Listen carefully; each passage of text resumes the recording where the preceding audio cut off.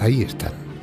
Son los llamados crop circles, los círculos del trigo o círculos de las cosechas que comenzaron a aparecer al principio de la década de los 80 en el sur de Inglaterra y que con el transcurso de los años han ido extendiéndose a otros países al tiempo que adquieren cada vez mayor complejidad y perfección.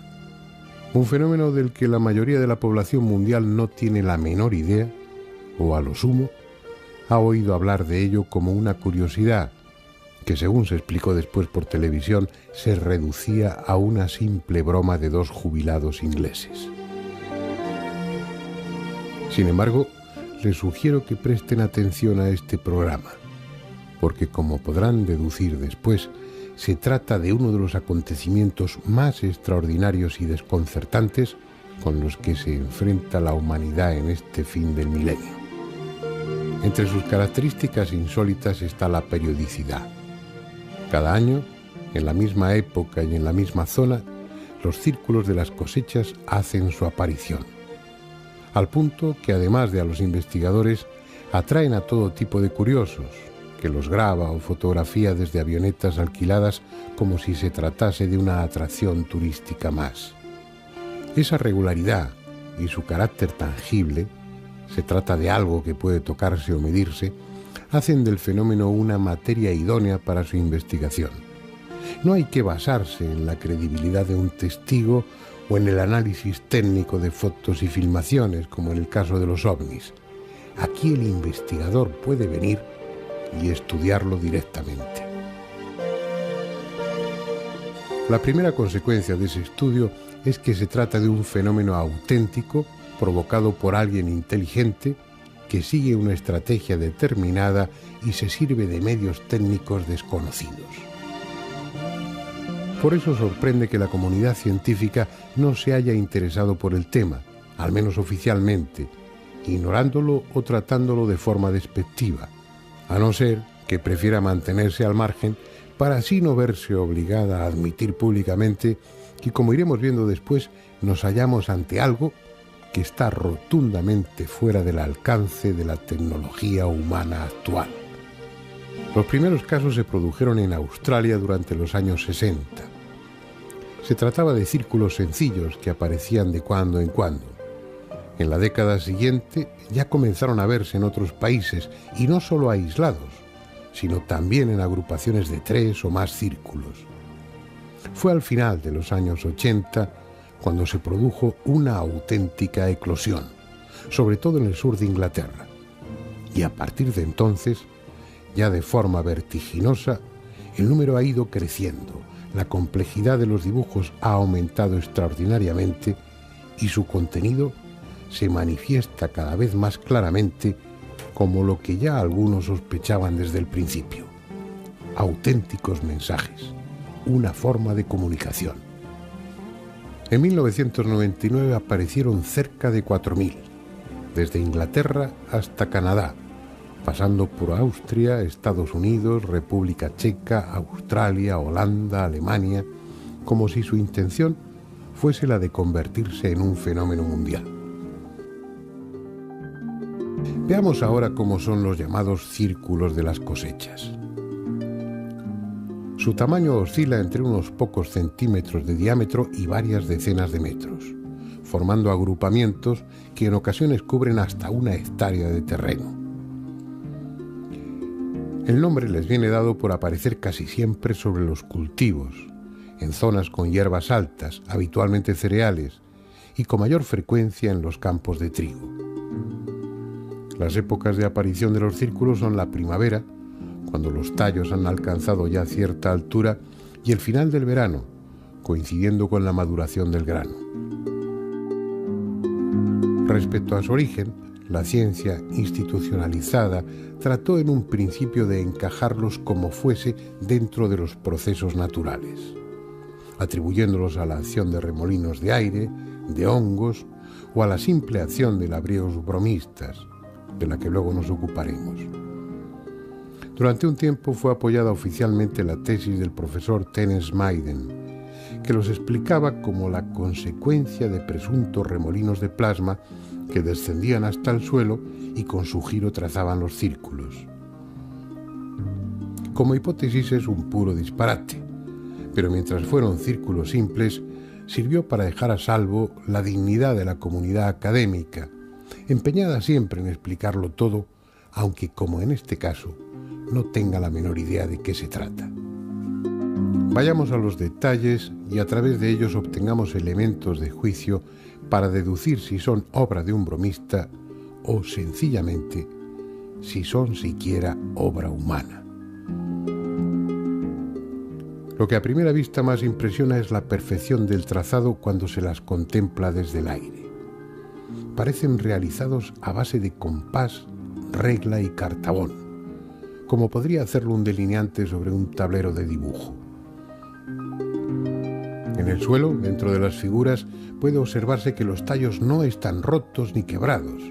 Están simplemente curvados a pocos centímetros del suelo hasta quedar tumbados y dispuestos en espiral. De hecho, siguen creciendo normalmente en esa posición. Por si fuera poco, en muchas ocasiones, sobre todo en los diseños de forma rectangular, los tallos están entrelazados alternativamente, por grupos, constituyendo un auténtico mosaico vegetal. Es muy improbable que un farsante logre diseñar estas figuras sobre el campo durante la noche, en la oscuridad. Si después se entra en un círculo falso, podemos darnos cuenta que las plantas no están tumbadas en el suelo, sino que están rotas, no están dobladas, no están deformadas. En los círculos falsos no tenemos las diferentes anomalías químico-físicas. Además, cuando fueron analizadas algunas de ellas, entre los círculos más complicados, se descubrió que para crear estos pictogramas se empleaba una geometría muy compleja.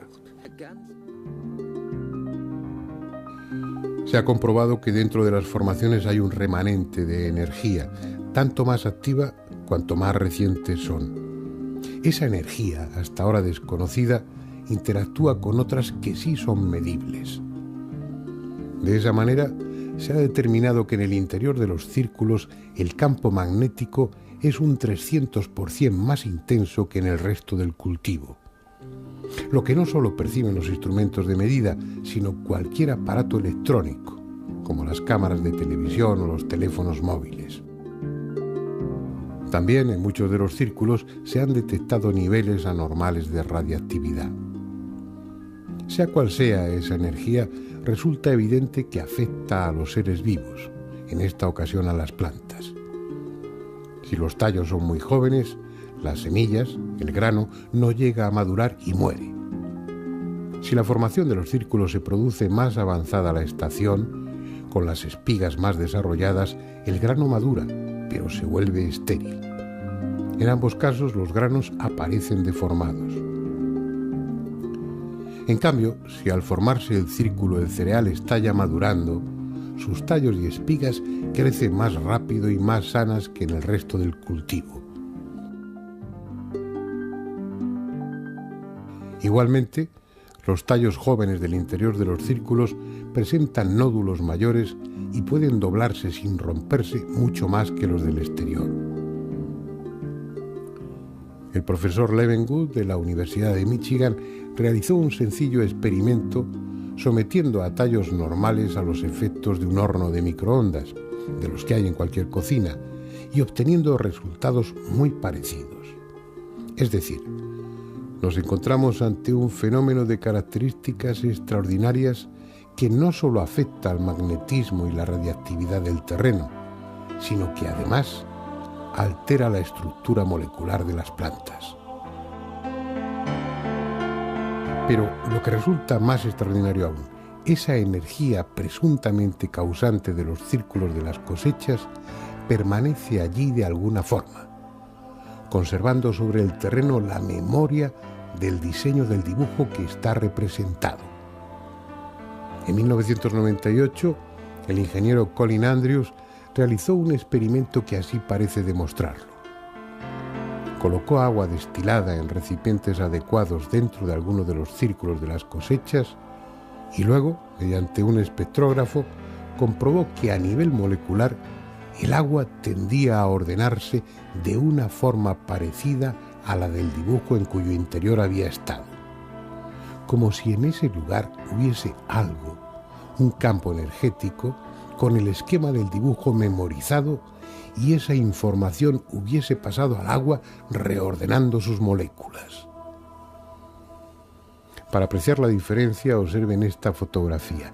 En ella puede verse la disposición que adoptan las moléculas de agua en condiciones normales sin la influencia de los círculos.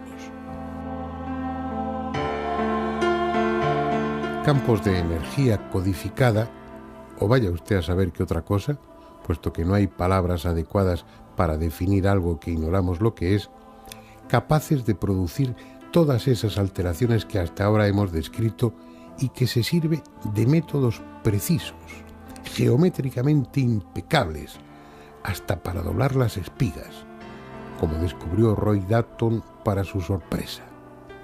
Este ingeniero aeroespacial inglés ha podido comprobar que la espiral que se forma en los círculos de las cosechas corresponde a un modelo matemático concreto que se repite en todos los círculos auténticos. La espiral interna del círculo corresponde a un vórtice, a un remolino de contracción, una fuerza que va hacia el centro, en tanto que la línea que forma el borde, el círculo exterior, gira de forma distinta y en dirección opuesta. Nos guste o no, el hecho es que detrás de los círculos hay una tecnología que rebasa nuestra capacidad de comprensión.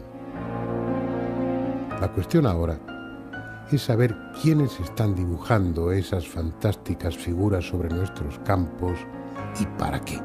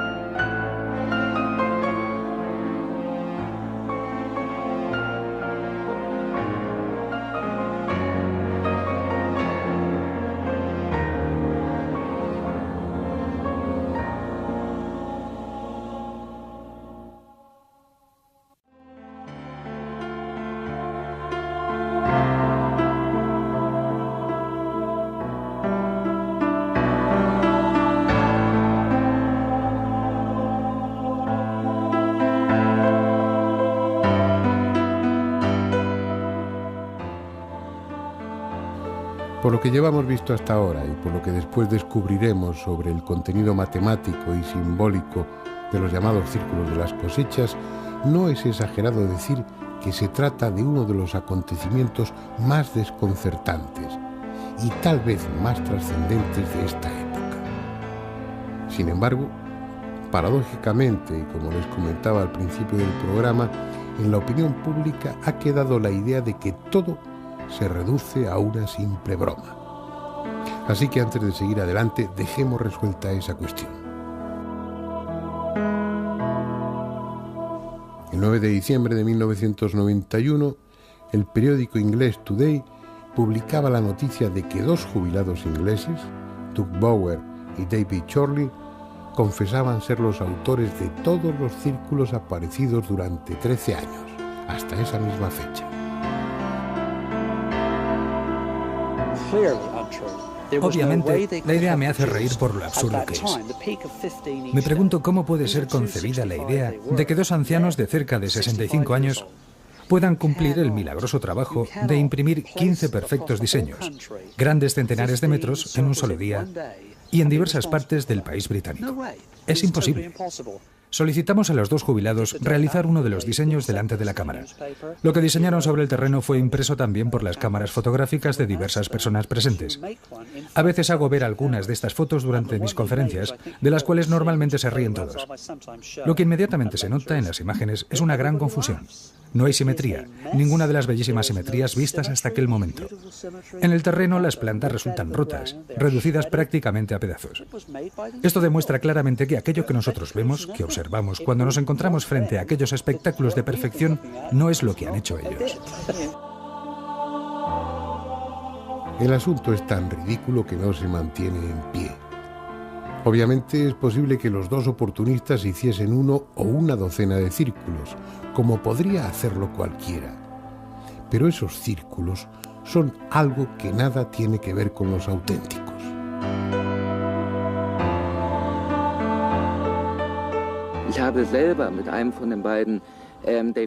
He hablado con uno de los dos, Dave Chorley, y me han confesado que ellos han visto tantos círculos en el grano que no tienen ni idea de quién puede hacerlos y que ellos primero han observado el fenómeno y después lo han reproducido. De hecho, sus círculos en el grano son las copias ridículas del fenómeno original. Cada investigador ha reconocido que ellos son falsos.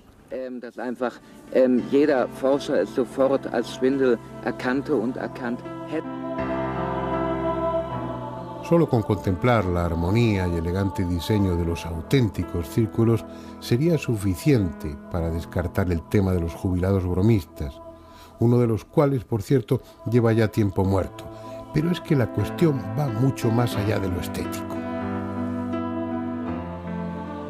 Por ejemplo, en varios de los dibujos complejos, sus autores, sean quienes sean, se han servido de la progresión matemática de Fibonacci, en la que un número es la suma de los dos anteriores. De esa manera, en los conjuntos de círculos, el diámetro de cada uno de ellos es igual a la suma de los diámetros de los dos círculos precedentes. Por si acaso hubiera alguna duda sobre su intencionada utilización de conceptos matemáticos concretos y reconocibles por nosotros, esos desconocidos diseñadores también se sirven en sus elaboradas figuras del número áureo, una proporción geométrica determinada, inconfundible, que algunas culturas antiguas como la egipcia consideraron sagrada y que desde entonces ha apasionado a artistas, filósofos o arquitectos, que ven en ella la expresión máxima de la armonía en el universo. De hecho, la naturaleza se sirve de esa proporción áurea para muchas de sus obras, desde la espiral de caracolas marinas hasta la de algunas galaxias.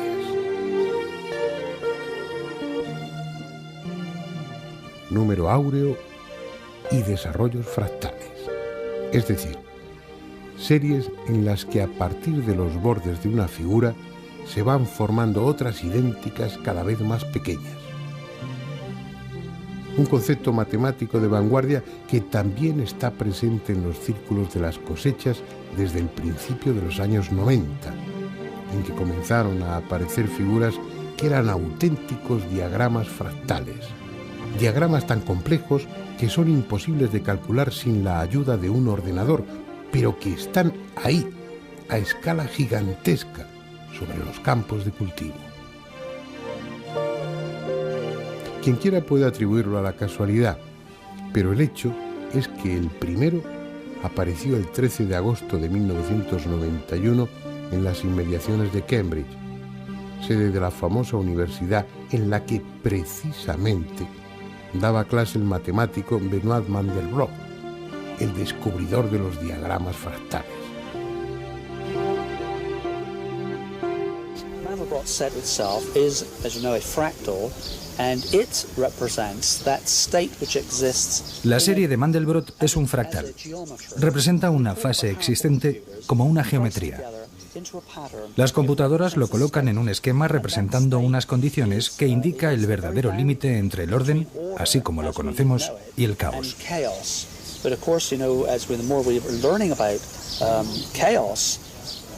El fractal representa el límite entre las dos fases, en el preciso momento en que el orden se vuelve caos y el caos vuelve nuevamente al orden. Creo que es muy importante que nosotros comprendamos cuándo es el momento en el cual el orden desaparece y vuelve el caos.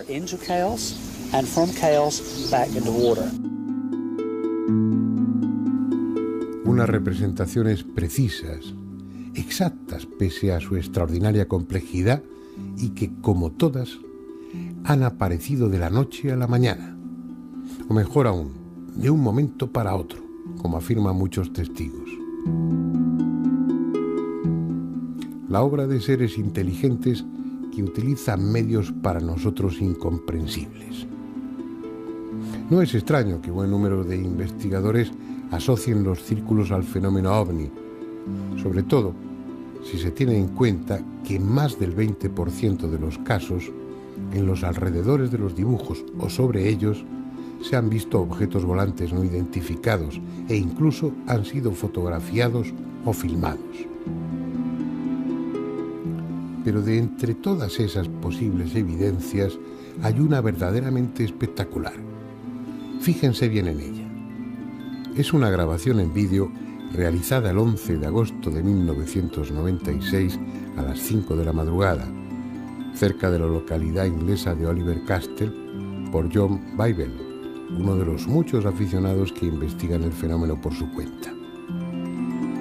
Se ve claramente como unas pequeñas esferas luminosas sobrevuelan el cultivo y en él aparece casi inmediatamente una figura compleja con círculos y líneas rectas. No hay herramientas, no hay personas doblando los tallos de cereal, solo hay unas rápidas esferas moviéndose a poca altura y bajo ellas, como algo mágico, un nuevo pictograma que se forma en el transcurso de unos pocos instantes. Como era de esperar, el vídeo ha provocado las más diversas reacciones y algunos investigadores ponen en duda su autenticidad. Sin embargo, el experto norteamericano en este tipo de análisis, Jim Dilettoso, no ha encontrado evidencia alguna de fraude. Mi opinión sobre el vídeo de Oliver Castle es que no existen evidencias de falsificación. El punto clave es si la imagen del vídeo de Oliver Castle fue hecha en forma digital, con la palabra digital. Quiero decir que se haya usado una computadora para hacerla. En el intervalo vertical de la copia que tenemos no hay prueba alguna de que la imagen haya sido digitalizada. En conclusión, el punto es que no encuentro evidencias de falsificaciones en el vídeo de la formación de los círculos en el grano de Oliver Castle. Encuentro, en cambio, muchas cosas interesantes y sorprendentes que me hacen pensar que puedan ser imágenes reales y que deberían ser estudiadas más profundamente. En cualquier caso, el pictograma que aparece en el vídeo es real, y ese tipo de esferas ha sido visto en otros lugares de círculos por diferentes testigos. Al decir esferas, como al decir ovnis, no sabemos exactamente a qué nos estamos refiriendo. Simplemente es algo que nada tiene que ver con nuestros conocimientos científicos y con nuestra tecnología. Algo que puede venir de muy lejos o que puede estar aquí desde siempre. El hecho es que ese algo está dejando sobre los campos de cultivo un mensaje cada vez más amplio y complejo que apenas empezamos a descifrar y en el que hasta es posible encontrar referencias musicales. Al menos Eso es lo que se desprende del trabajo realizado por el norteamericano Hawkins, que ha comprobado que la relación geométrica que hay entre las figuras contenidas en algunos pictogramas es idéntica a la relación matemática existente entre dos notas de un piano. Dicho de otra manera, algunos de los dibujos de los campos de cultivo son la representación de un sonido. Diagramas fractales y ahora sonido, quién sabe si música. Parece que es el momento apropiado para volver al despacho y reflexionar sobre ello con un experto.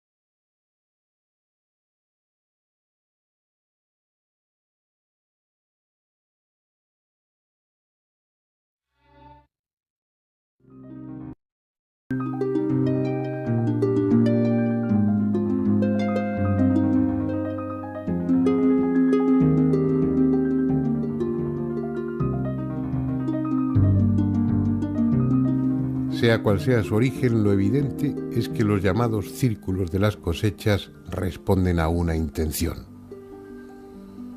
Primero llamaron nuestra atención.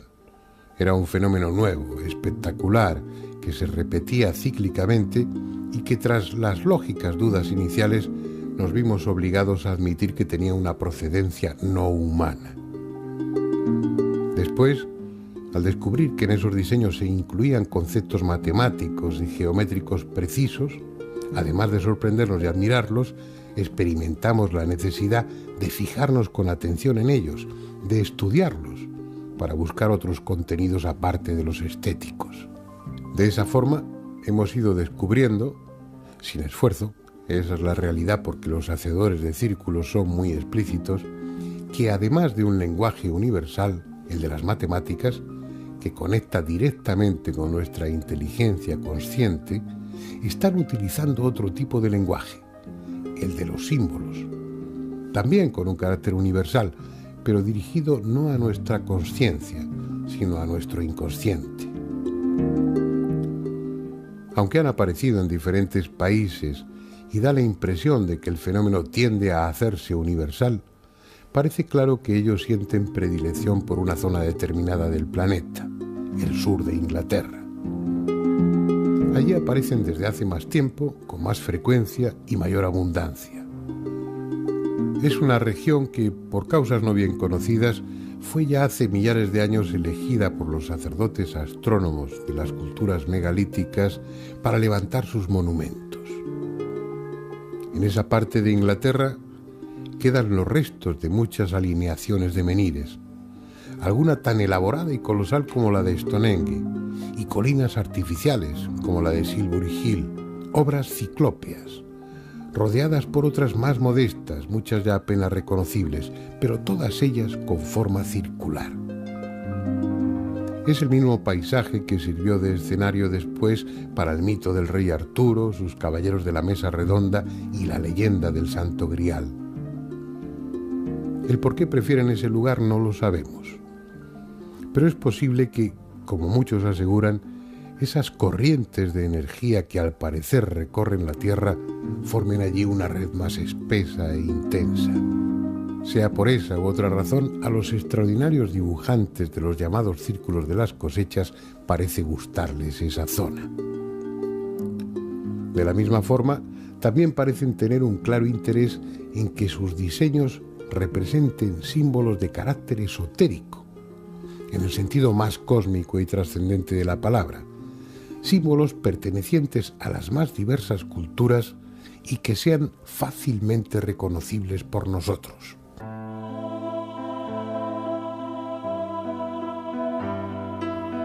símbolos que vinculan al hombre con el cielo, a veces tan arcaicos que ya se dibujaban en las paredes de las cuevas prehistóricas,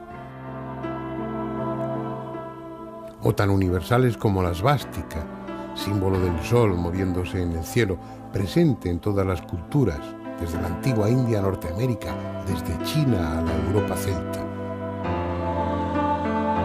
Otros simples, pero que parecen aludir al mismo principio. El sol, con una corona ondulante, como expresión de su movimiento o de su poder generador.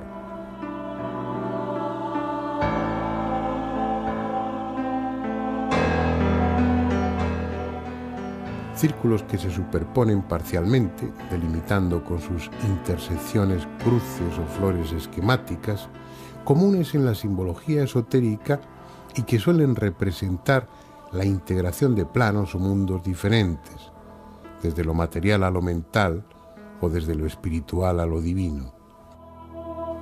Son interpretaciones elementales de un rompecabezas del que aún nos faltan muchas piezas. O las estrellas de 5 puntas, también frecuentes en los campos de cereales, incluidas dentro de círculos y como parte de diseños complejos.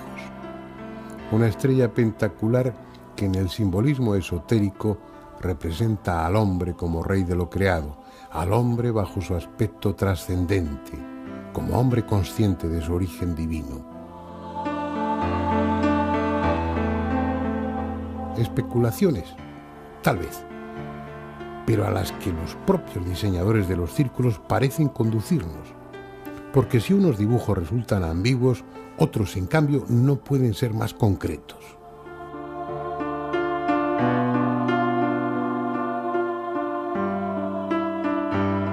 Como este, ni más ni menos que un perfecto árbol sefirótico, la pieza emblemática de la Cábala, con sus 10 sefirot y sus 22 senderos, el árbol de la vida, con los caminos y etapas que descienden desde Dios hasta el hombre y el mapa que éste ha de recorrer para alcanzar el carácter divino que supuestamente le corresponde. Un símbolo tan reconocible, tan evidente como este otro, formando parte de un diseño complejo con 2 pentáculos superpuestos, inscritos en un círculo que apareció en 1997, está, sin posibilidad de error, el Ankh, la cruz egipcia, otro símbolo cósmico que relaciona al hombre con la eternidad, la llave que los dioses egipcios llevaban en su mano.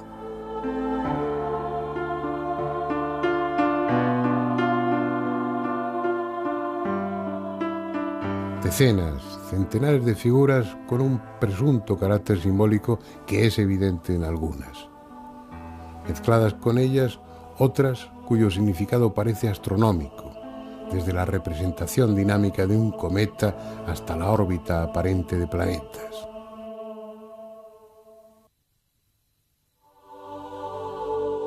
Han estado ahí, en los campos de trigo o de cebada. Han desaparecido tras la siega para volver a aparecer a la primavera siguiente. Así, década tras década, cada vez con diseños más elaborados, más rotundos, más directos.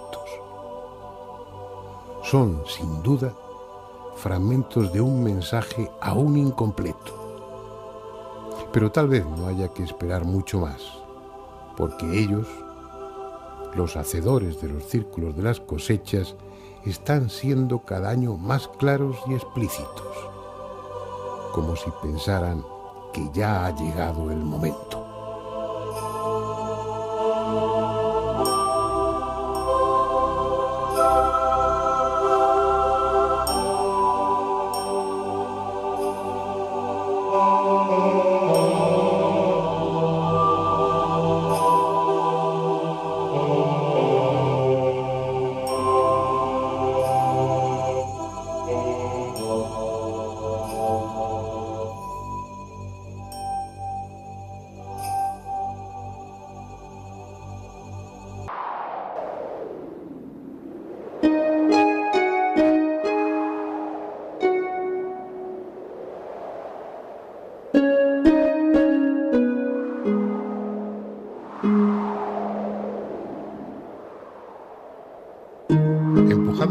frío, por el hambre, quizá por una guerra perdida, el hombre se instala a veces en parajes tan inhóspitos y hostiles que ha de multiplicar por 10 su esfuerzo para desarrollar una civilización, una cultura.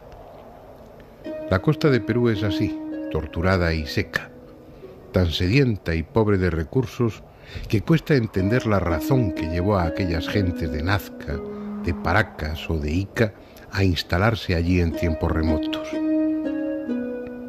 Sin embargo, como si esas dificultades hubiesen constituido un desafío a su inteligencia y a su deseo de evolucionar, fueron capaces de crear varias de las culturas más desconcertantes y sofisticadas de América. No dispusieron de piedra para levantar colosales edificios, como en el interior del continente, y los que construyeron de barro y estuco se los tragó el desierto y la lluvia, que cada medio siglo se derrama tormentosamente. Pero se las arreglaron para dejarnos a los hombres del futuro evidencia suficiente del alto grado de civilización que alcanzaron.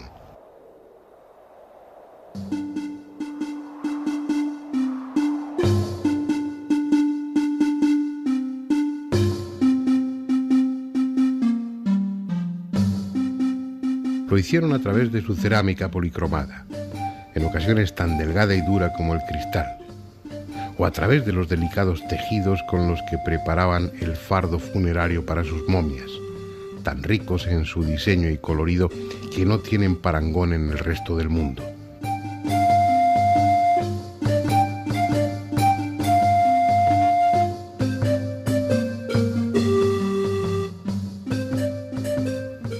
Pero lo hicieron también sobre el suelo, transformando algunas de sus áridas pampas en tableros de dibujo con los que impresionar a sus dioses. Y a nosotros, que sin serlo hemos empezado a recorrer el espacio que antes solo a ellos pertenecía, el aire. Ahí están las célebres pistas de Nazca, tan familiares para los amantes de los misterios arqueológicos y al mismo tiempo tan desconocidas. Muchos siglos viejas y casi nuevas para los hombres de hoy, porque hace tan solo algo más de 60 años que fueron descubiertas pese a estar como están a la vista de todos. Fue en 1939 cuando Paul Kosok, de la Universidad de Long Island, las descubrió al sobrevolar esta zona en avioneta, estudiando los antiguos sistemas de regadío. Y no fueron descubiertas antes porque la pampa colorada está fuera de las rutas aéreas y sus líneas y dibujos, sus geoglifos, que ese es el término técnico, tienen precisamente la característica de estar hechos para verse solo desde el aire, destinados a su contemplación por los dioses o por gentes capacitadas para volar. Dibujan su absurda geometría sobre las llanuras de Nazca, yendo de ninguna parte a ningún sitio. Caminos para no ser transitados que se cruzan en cualquier dirección. Carreteras imposibles que nadie utilizó jamás, terminándose bruscamente o prolongándose inacabables en el horizonte. Desde ese año de 1939, en que Paul Kosok las observó por primera vez en su auténtica dimensión, han sido ya sobrevoladas miles de veces sin que su misterio haya sido pese a todo resuelto. La pampa colorada de Nazca es una faja de terreno de unos 50 kilómetros de longitud, situada a más de 400 kilómetros al sur de Lima. En su mayor parte es una extensa llanura, pero la erosión ha formado quebradas y pequeños valles. Toda ella está cubierta con líneas y dibujos. Alguien, hace un tiempo indeterminado, trazó una enorme red de líneas impecablemente rectas que a veces divergen de puntos concretos, pero que en su mayoría parecen realizadas sin razón alguna. Entre ellas se incluyen espirales, líneas en zigzag, rectángulos, trapecios y figuras de animales, mamíferos, insectos, aves, reptiles y hasta hombres de extraño aspecto. Un caos de figuras y líneas dibujadas en diferentes épocas, en ocasiones superpuestas y en otras casi irreconocibles. Los trozos de cerámica encontrados y restos de algunas estacas de madera clavadas al final de una o dos líneas, permiten situarlas cronológicamente en el siglo V o VI de esta era. Así pues, puede afirmarse sin demasiado riesgo que son contemporáneas a un pueblo bien conocido por arqueólogos e historiadores con ese mismo nombre, cultura nazca. Sin embargo, nada hay en esa cultura que refleje conocimientos muy diferentes a los de otros pueblos que habitaron la costa de Perú hace 1500 o 2000 años. Prestaban gran atención a su atuendo, como reflejan los elaborados peinados de sus momias. El nivel que alcanzaron en metalurgia era aceptable, como se deduce del material encontrado en sus tumbas: máscaras de oro y plata, adornos, brazaletes, dijes.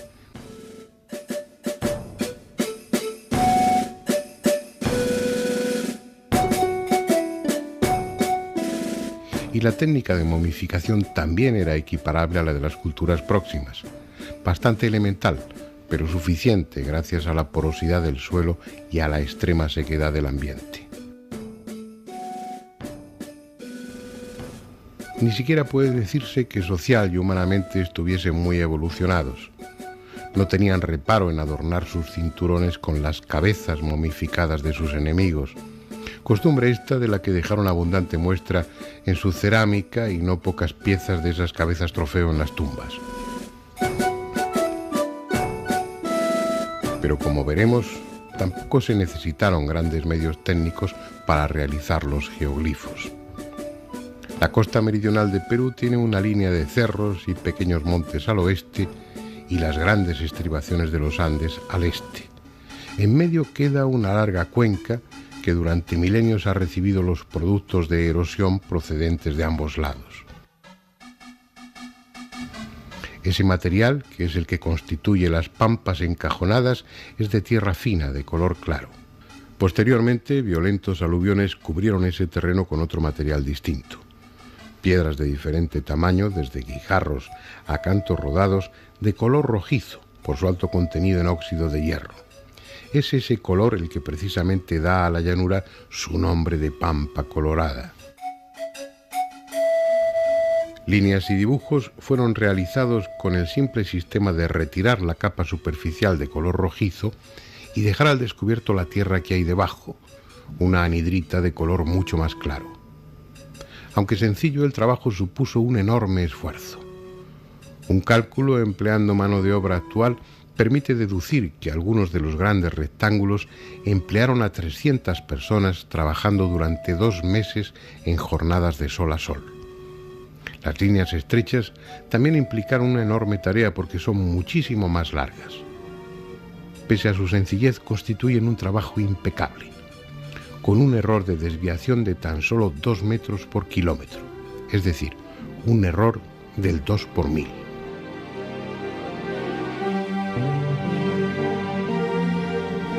Por su parte, aunque más complejas, las figuras de animales, cuyo tamaño va de 50 a 150 metros, pudieron ser realizadas sin recurrir a una visión aérea, aplicando la correspondiente escala.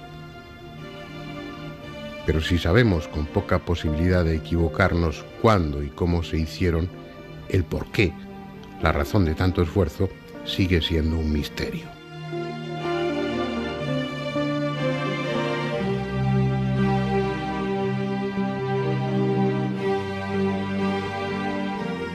El primer paso, antes de entrar en hipótesis más exóticas, será preguntar a María Reiche, la licenciada en Ciencias Exactas alemana que pasó casi 50 años de su vida estudiando las pistas de Nazca. Ya no está, murió no hace mucho tiempo, pero en mi archivo guardo algunas de las entrevistas que le hice a lo largo de los años en el hotel de turistas de Nazca, donde el gobierno peruano había dispuesto para ella una habitación permanente.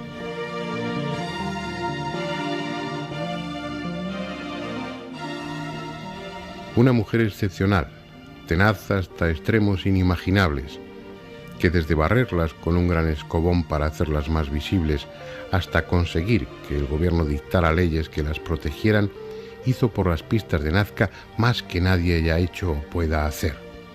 Sin embargo, ni siquiera su hipótesis astronómica es válida.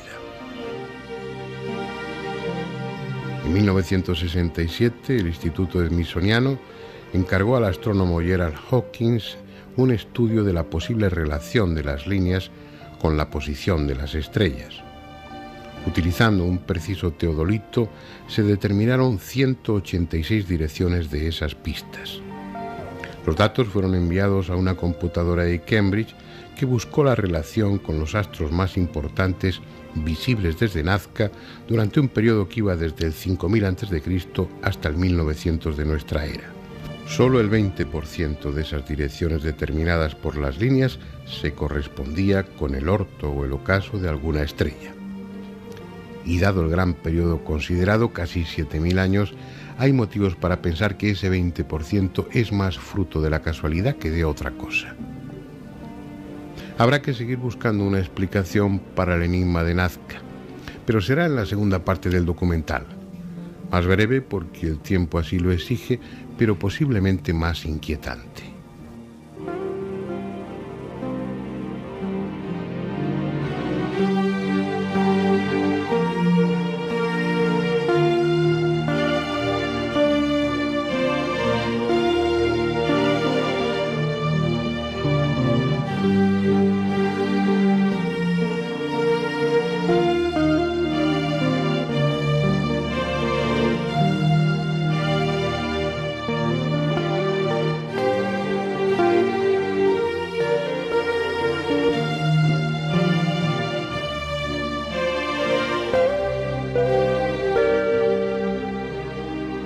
Y sin negarle ni uno solo de sus méritos, hemos visto que su hipótesis, considerando las líneas de Nazca como un observatorio astronómico, puede descartarse.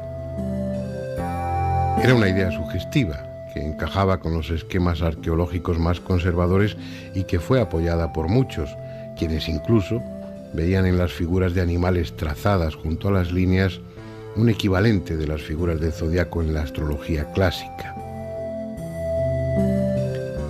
Pero si no tienen una función astronómica, ¿para qué están ahí?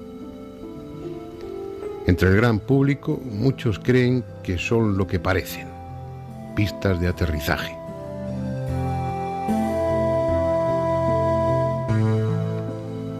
Es una hipótesis que lanzó el suizo von Däniken hace más de 30 años y contó, y aún cuenta, con numerosos seguidores.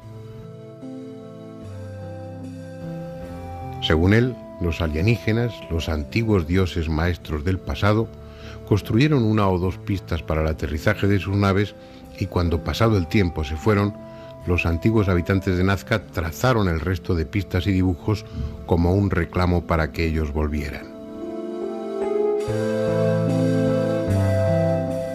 Lo cierto es que en la Pampa Colorada no hay ninguna pista apta para el aterrizaje.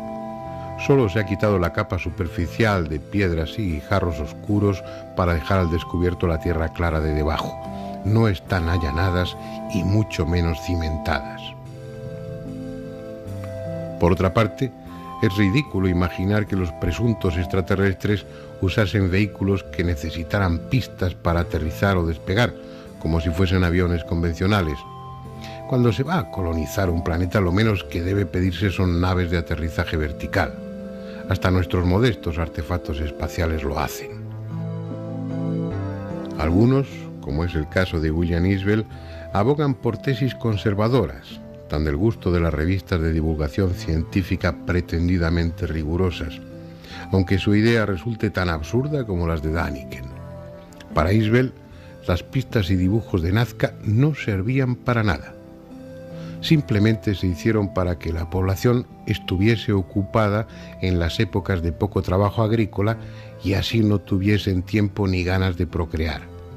De esa forma no nacían más niños de los debidos y el índice demográfico se mantenía estable. Por su parte, Johann Reinhard deduce que las líneas formaban parte de un complejo culto a la montaña madre y señalaban en su mayoría cerros sagrados. Pero la palma se la lleva, a mi juicio, el egipcio afincado en Suiza, Henry Stirling, tan buen fotógrafo como mal investigador. En un extenso trabajo publicado en 1983, pretende convencer al lector de que pistas y líneas estaban hechas para extender en ellas los larguísimos hilos que servían de urdimbre para tejer los mantos con que luego envolvían a sus momias. Y así podríamos seguir durante horas, porque sobre los geoglifos de Nazca se ha escrito mucho, aunque con desigual fortuna. La única verdad es que nadie sabe realmente su significado. Están hechas para ser vistas exclusivamente desde el aire, por lo que es lícito deducir que su mensaje, sea cual fuese, está destinado a dioses, pájaros u hombres capaces de volar. Pese a que, como se ha demostrado, las gentes de Nazca habrían tenido recursos para construir globos, no lo hicieron. Una conquista técnica de esa envergadura no pasa desapercibida y estaría representada hasta la saciedad en telas, cerámica y piedra. Si hubo gentes que se desplazaban por el aire en aquellos tiempos, no fueron los habitantes de la Pampa Colorada. Tampoco es sensato considerar esos dibujos como una exclusiva de aquel pueblo. Otros muchos de la costa del Pacífico hicieron lo mismo, con distintas técnicas, pero con idéntica intención.